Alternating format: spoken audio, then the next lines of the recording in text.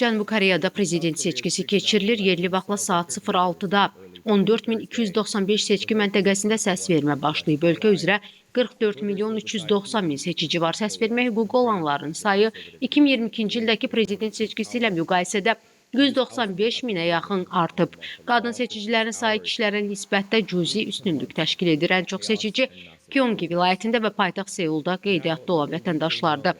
Səs vermə saat 20:00-a dək davam edəcək. Seçicilərin 34,74%-i mayın 29-30-da keçirilmiş erkən səs vermədə səs verib. Cənubi Koreya tarixində 21-ci dəfə keçiriləcək prezident seçkisində qalib olmaq üçün 6 nəfər mübarizə aparır. Onlar arasında əsas müxalif qüvvə olan Demokratiya Partiyasının namizədi Lee Jae-myung və Hakim Xalqın Gücü Partiyasının namizədi Kim Mun-su daha şanslı hesab olunur. Son sorğulara əsasən seçicilərin 49%-i əsas müxalifətin, 37%-i isə Hakim Partiyanın namizədini dəstəkləyir. Qeyd edək ki, Cənubi Koreyanın sabiq dövlət başçısı Yoon Suk Yeol'un impiçment yolu ilə vəzifədən uzaqlaşdırılmasından sonra iyunun 3-nə prezident seçkiləri təyin olunub.